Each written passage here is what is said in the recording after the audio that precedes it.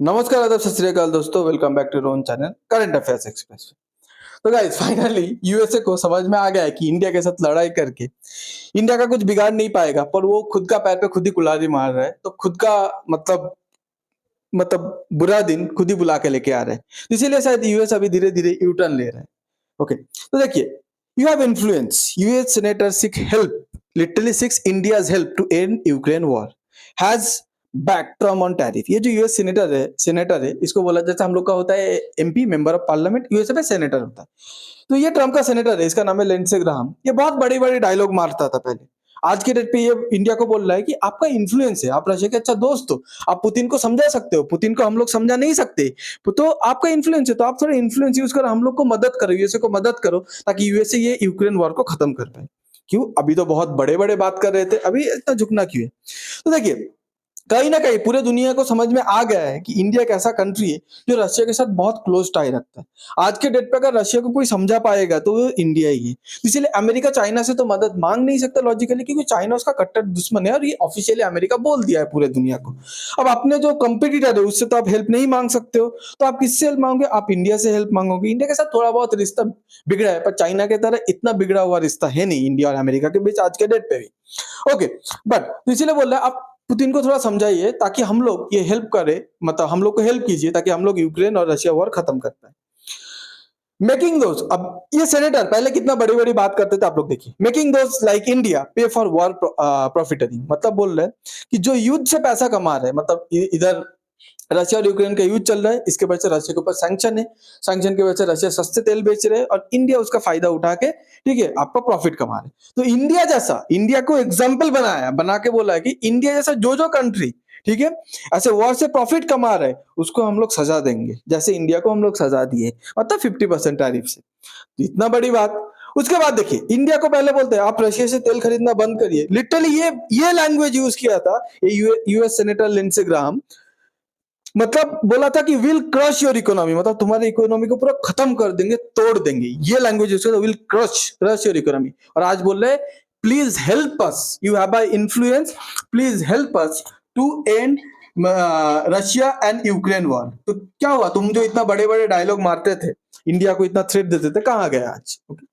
अब देखिए, अब ये सब के ऊपर ट्रंप, ये लिंडसे ग्राहम, सब मतलब जितना भी ट्रंप का सेनेटर है, सब बाहर आते थे, आके क्या बोलते थे, हम लोग इंडिया के साथ बात नहीं करने वाले, इंडिया को जो पनिशमेंट देना था हम लोग दे चुके, हम लोग इंडिया के साथ कोई बात करने में इंटरेस्टेड नहीं है। आज इन लोग खुद इंडियन एनवॉय को, एनवॉय मतलब होता है इंडिया का जो डिप्लोमेटिक पर्सन होता है गवर्नमेंट का, तो इंडियन एनवॉय को इन्होंने यूएस के साथ, मतलब खुद के साथ बुलाया और बोला बात करते। और इंडिया एनवॉय जाके यूएसए के साथ क्या बात किया? India energy security priorities. तो बताया कि हम लोग को एनर्जी की जरूरत है, हम लोग का कंट्री का जो सिटीजन है उतना अमीर नहीं है, तो हम लोग महंगा में तेल नहीं खरीद सकते हैं। हम लोग रशिया से सस्ता तेल खरीदेंगे तो हम लोग का जनता, हम लोग का कंट्री का इन्फ्लेशन कंट्रोल पे रहेगा। तो ये सब बात हुआ है, ठीक है। यूएसए पहले बात नहीं करना चाहता था, आज चुपचाप बैठ के इंडिया के सामने बोल रहा है ठीक है बताइए आपका जो प्रॉब्लम है बताइए, हम लोग सुनने के लिए रेडी है। ओके, अब यूएसए का स्टेट डिपार्टमेंट, ओके, यूएसए का डिपार्टमेंट ऑफ स्टेट, मतलब हम लोग का जैसे फॉरेन, मतलब मिनिस्ट्री ऑफ एक्सटर्नल अफेयर्स होता है, ऐसे यूएसए का डिपार्टमेंट ऑफ स्टेट, मतलब गवर्नमेंट का डिपार्टमेंट क्या बोल रहे देखिए। पहले बोला था इंडिया एक अच्छा गुड रोल प्लेयर नहीं है पूरे दुनिया पे, पर आज के डेट पे उसका कहीं ना कहीं सुर चेंज हो गया है, उसका टोन चेंज हो गया। क्या बोल रहा है कि India remains a crucial partner. अच्छा, क्रूशियल पार्टनर को कोई 25% 50% टैरिफ लगाते हैं और पूरे दुनिया पे अलग थलग करने की कोशिश करता है क्या? बट एनीवे, इन लोगों से धीरे धीरे सबक सीख रहा है। तो बोला India remains a crucial partner for USA. Okay, क्योंकि इनको पता है कि इंडो पैसिफिक पे इंडिया के बिना इन लोग चाइना से कभी मुकाबला नहीं कर पाएंगे।